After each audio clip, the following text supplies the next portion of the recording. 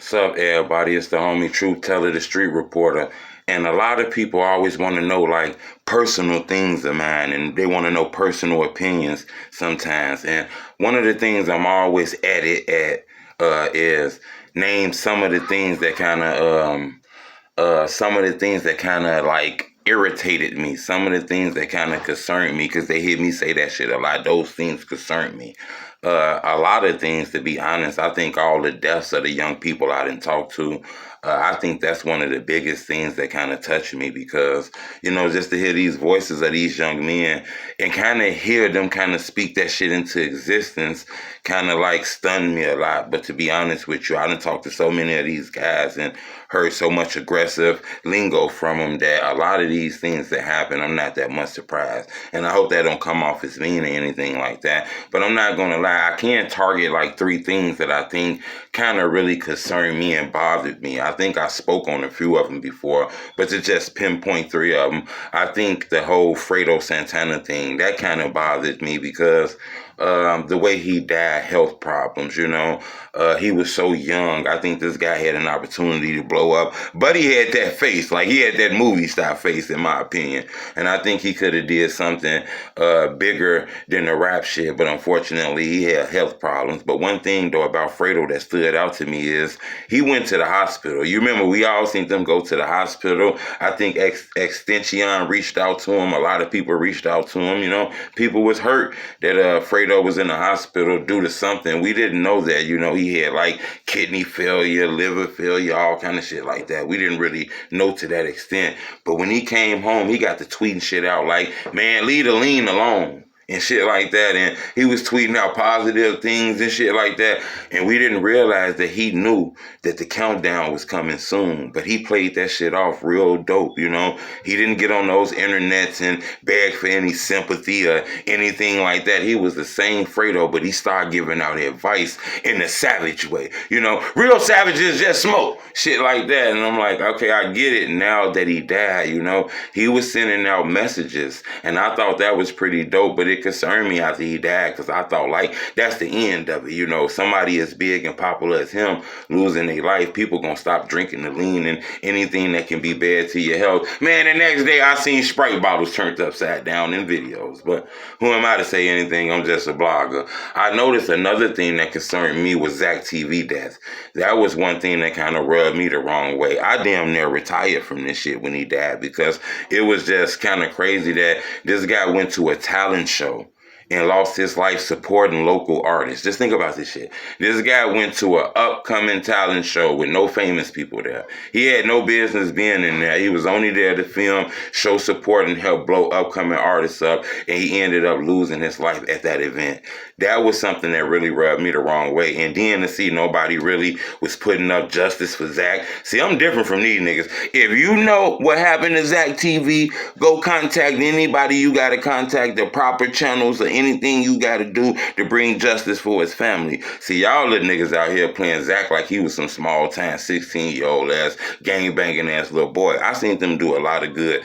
Now, I ain't saying he ain't did no bad now, because I'm pretty sure he a man, so he must have did a lot of bad in his life. But I seen them do a lot of good. I didn't watch them do gun buyback, support artists, and all kind of shit. Hell, I'm a blogger. I started doing interviews too. I didn't even know this man. I didn't contact this man. This man contacted me, told me he was fucking with the movement, showed me love, several interviews, several phone conversations. So that's what I'm saying. When a guy like that who can speak to the youth, you bring justice for him. You got to treat him like Martin Luther King, Malcolm X. Now, I know you gonna say he ain't Martin Luther King, but that young man had a connection with the young people. He was able to go in every neighborhood that you scared as hell to go in. And he was able to go in there and talk to them young people and get some knowledge and let the world see what was going on in those neighborhoods that nobody wanted you to talk about.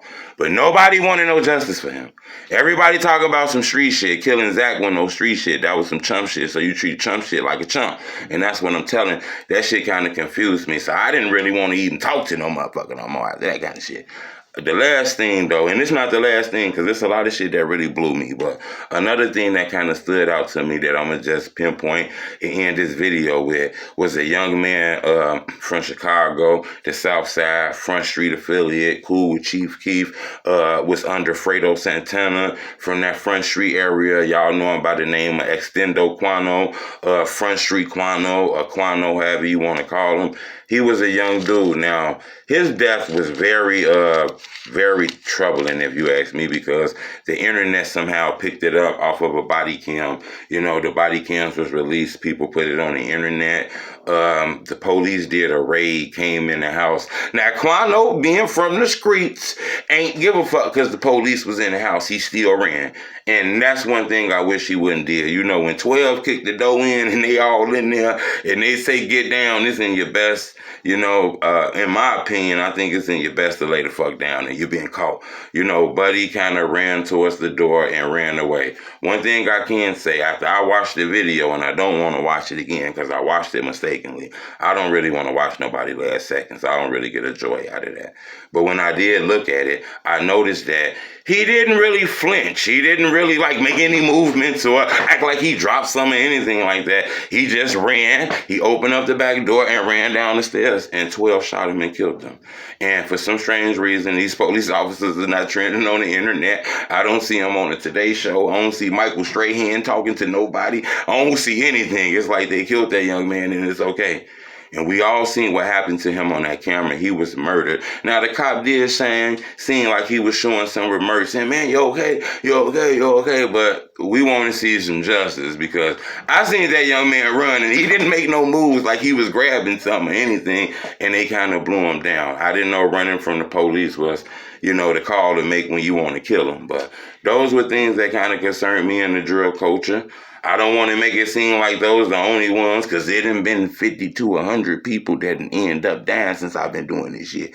I really think that's the main thing. All these people dying. All these rappers losing their life, and then people got the nerve to act like it's all different shit.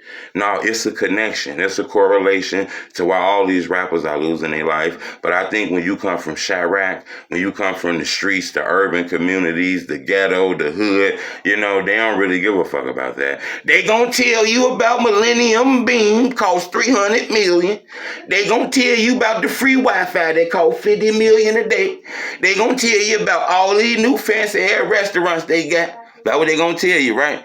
But they ain't gonna tell you nothing about what's really going on in the hood. They don't want you to know about that. And them young people is telling that shit through that music called drill music. So if you one of them old people that keep saying, man, I don't know why these young people be acting like this, man. I don't know why these young punks be out here acting crazy. Go buy a Lil Durk CD. Go buy a Cheat Key CD and listen. And they're going to tell you everything you need to know. It's the homie truth. Blah, blah, blah, blah, blah.